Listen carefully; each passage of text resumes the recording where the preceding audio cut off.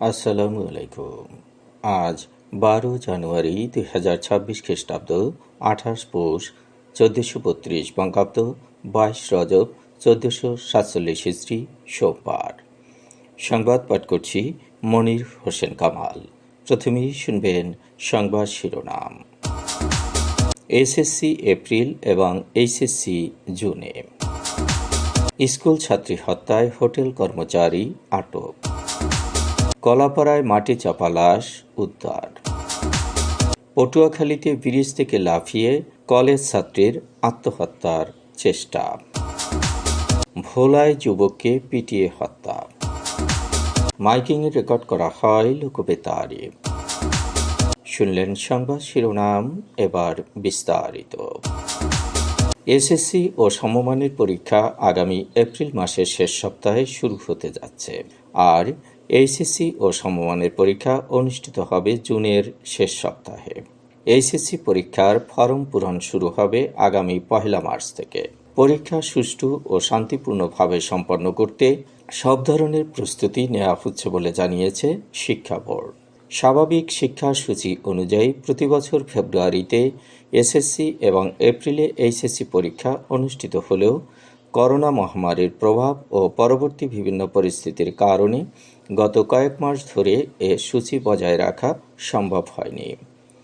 চলতি বছর জাতীয় নির্বাচন এবং পবিত্র রমজান মাসের বিষয়টি বিবেচনায় নিয়ে এসএসসি পরীক্ষা এপ্রিলের শেষ সপ্তাহে পিছিয়ে নেওয়া হয়েছে। ইতিমধ্যে এসএসসি পরীক্ষার্থীদের নির্বাচনী পরীক্ষা ও ফর্ম পূরণের কাজ সম্পন্ন হয়েছে। বর্তমানে পরীক্ষার চূড়ান্ত প্রস্তুতি চলছে। আন্তঃশিক্ষা বোর্ড সমন্বয় কমিটির সভাপতি ও ঢাকা শিক্ষা বোর্ডের চেয়ারম্যান অধ্যাপক খন্দকার এহসানুল কবির জানিয়েছেন, সব ধরনের প্রস্তুতি প্রায় সম্পন্ন। টেস্ট পরীক্ষা ও ফর্ম পূরণ সহ প্রাথমিক কাজগুলো শেষ পর্যায়ে রয়েছে।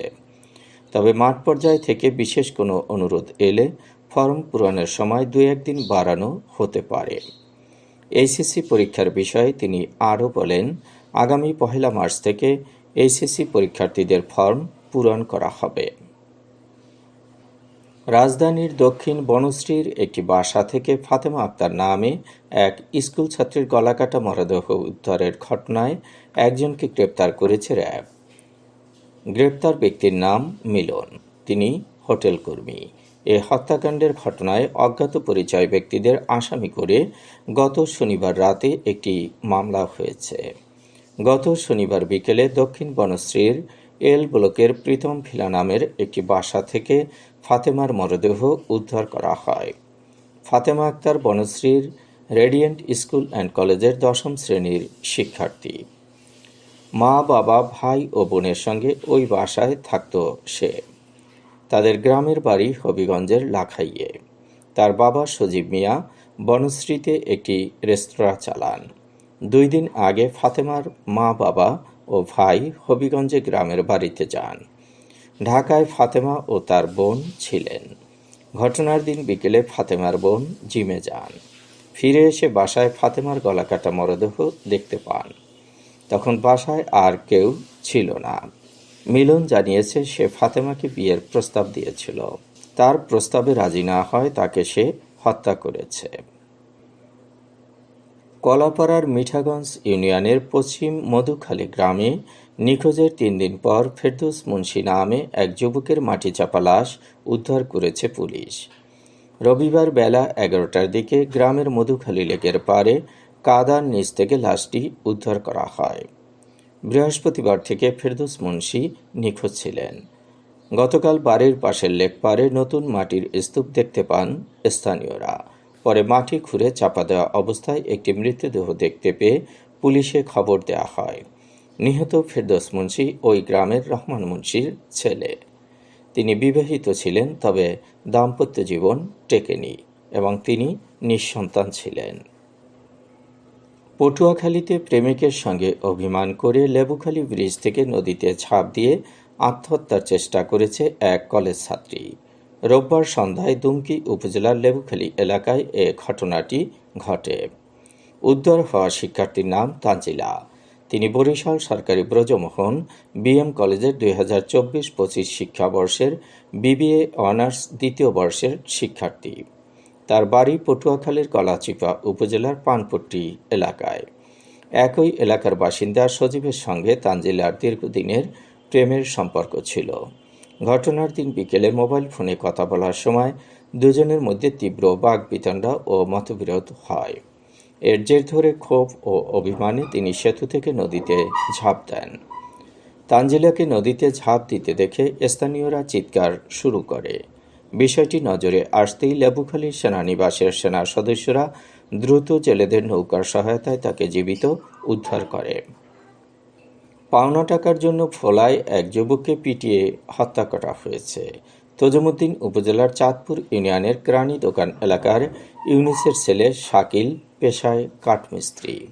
সে তামিমের কাছ থেকে 600 টাকা ধার নিয়েছিল। টাকা ফেরত না দেয়ায় গত শনিবার শাকিলকে পিটিয়ে আহত করা হয়। চিকিৎসাধীন অবস্থায় গতকাল শাকিল মারা যায়। মাইকিংয়ে রেকর্ড করা হয় লোকবেতারে। সুমধুর ও সুস্পষ্ট কণ্ঠে মাইকিংয়ের জন্য লোকবেতারের বিকল্প নেই। লোকবেতারের সাউন্ডপ্রুফ স্টুডিওতে করা হচ্ছে গান ও নাটকের রেকর্ড। সেই সাথে লোকবেতারের নামমাত্র টাকায় প্রচার করা হচ্ছে বিজ্ঞাপন।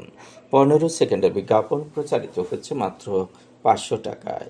30 সেকেন্ডের বিজ্ঞাপন 1000 টাকা, 45 সেকেন্ডের বিজ্ঞাপন 1500 টাকা আর 1 মিনিটের বিজ্ঞাপন প্রচার করা হয় মাত্র 2000 টাকায়। নির্ধারিত টাকার বিনিময়ে প্রতিদিন কমপক্ষে 5 বার করে পুরো 1 মাস বিজ্ঞাপন প্রচার করা হবে। মাইকিং ও বিজ্ঞাপনের জন্য যোগাযোগ করবেন 0-17755664445 নম্বরে। এবারে শুনবেন আবহাওয়ার খবর।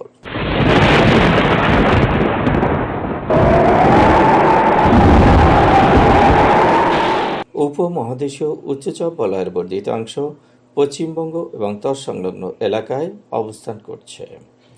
মৌসুমের স্বাভাবিক লঘুচাপ দক্ষিণ বঙ্গোপসাগরে অবস্থান করছে।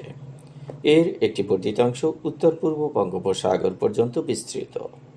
সারা দেশে ঘন কুয়াশা পড়তে পারে। রাত এবং দিনের তাপমাত্রা সামান্য কমতে পারে।